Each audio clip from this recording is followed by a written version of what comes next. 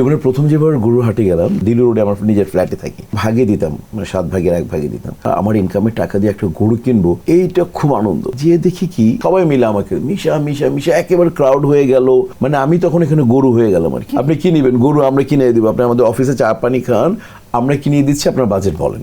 দুপুরে আমি যখন জবা কষাইকে নিয়ে গেলাম, দেখি আমার গরু থেকে বড় সড়ো গরু। সবাই বললো, হুজুরও বললো, কেউ যদি ক্লেম না করে তাহলে আপনার কোনো ক্ষতি হবে না। রাত্রে শুনি যে আমি 7x3 ওই 9x3 7জন যেহেতু দিয়েছিলেন, পার্টিকুলারলি 7 জনই আসেনি। কষাইকে বলেছেন, কষাই আমারটা নিয়ে গেছে আর কি। ওনাদের যে মাংস হওয়ার কথা ছিল সেটা কম হয়ে গেছে বাজেট, ওরা বলছে আর কি। আর আমার মাংসই শেষ হয়নি। তো ঈদের সময়টাতে কোরবানির হাটে যাওয়ার কি মজার কোনো অভিজ্ঞতা আছে যখন যেতেন, যেহেতু আপনি এত পরিচিত একটা মুখ সব জায়গায়?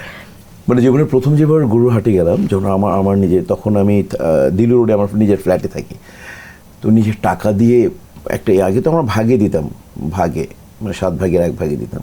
পরে যখন আমার টাকা, আমার ইনকামের টাকা দিয়ে একটা গরু কিনবো, এইটা খুব আনন্দ, খুব আনন্দ। তারপর আমি হাটে গেলাম। হাটে যাওয়ার পরে হাটটা ছিল খুব কাছেই, এই আমাদের সোনারগাঁর অপোজিটে হাটটা ছিল, এই সুন্দরবন হোটেলের পাশে।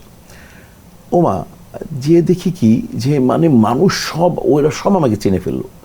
যে গরু যে এখান থেকে আসছে, প্রান্তিক জনগোষ্ঠীর লোকগুলো যারা আসছেন এখানে, এর যে গরু বিক্রি করতেছেন, যারা ব্রোকারি করতেছেন, সবাই মিলে আমাকে মিশা মিশা মিশা একেবারে ক্রাউড হয়ে গেল, মানে আমি তখন এখানে গরু হয়ে গেলাম আর কি। এমন সময় যারা কর্তৃপক্ষ আসলো, যে কী ব্যাপার কী ব্যাপার, তো দেখলো যে ও মিশা সদগর এখানে আছে। বলে, ভাই মিশা ভাই পুরো শেষ হয়ে যাচ্ছে, আপনি আসেন, আপনি কি নিবেন? গরু আমরা কিনে দিব, আপনি আমাদের অফিসে চা পানি খান, আমরা কিনে দিচ্ছি, আপনার বাজেট বলেন। তারপরে আমাকে ওরা কিনে দিল, আমি নিয়ে এসছি ওই গরু। আনার পরে মানে তারপর ওটার একটা মজার ঘটনা হচ্ছে যে আমি আমার ফ্ল্যাটের নিচে অন্যান্য সবার গরুর মতো আমিও রেখে দিয়েছিলাম গরুটা। আর আমি যেহেতু ঢাকার মানুষ, আমি অরিজিনাল কষাই ছাড়া কোরবানি দিব না। তো আমাদের মানে উল্টাউনে কিন্তু প্রচুর কোরবানি হয়। তো আসল কষাইটা কিন্তু পাওয়া যাচ্ছে না। তো ও বলছে ভাই দুপুরের পরে আসবো। যখন দুপুরের পরে আসছে, অন্যান্য সব গরু জবাই হয়ে গেছে আমার ফ্ল্যাটের, অন্যান্য যারা যারা ছিল। আমার ফ্ল্যাট নাম্বার হচ্ছে 7x3 ফ্ল্যাট, ওইখানে গরু আছে। কিন্তু আমি যখন দুপুরে আমি যখন কষাইকে নিয়ে গেলাম, দেখি আমার গরু থেকে বড় সড়ো গরু। কী ব্যাপার, এত বড় গরু? আমার তো এত বড় গরু ছিল না। তারপর আমি কর্তৃপক্ষকে ডাকলাম, যারা প্রেসিডেন্ট অ্যাসোসিয়েশন ওই বিল্ডিংয়ের সেক্রেটারি জেনারেল, তাদেরকে ডাকলাম। আমি বললাম, ভাই আমার গরু কই? বলে, আপনার গরু কই? তাহলে কি কারো ক্লেম আছে নাকি কারো? বলে, নো, কারো ক্লেম নেই, সবার গরু। সবাই বলছে, না না, আমাদের সবার গরু জবা হয়ে গেছে।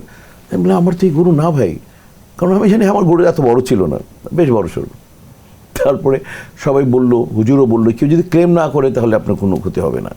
আমি জবা করলাম, অফুরন্ত মাংস, মানে লাইক 3 মণ হয়ে 5 মণ হয়ে গেছে। রাত্রে শুনি যে আমি 7x3 ওই 9x3 ওপরে যে আমার দোতলা, ওনারা নাকি 7 ভাগে দিয়েছিলেন। ওনারা 7 জন যেহেতু দিয়েছিলেন, পার্টিকুলারলি 7 জনই আসেনি।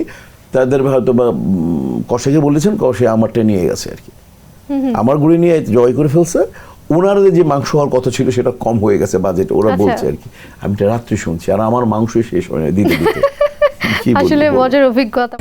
স্ট্রবেরি সুপার ডটেড ও ক্লাসিক ভ্যারিয়েন্ট সেন্সেশন জাগুক শিহরণ।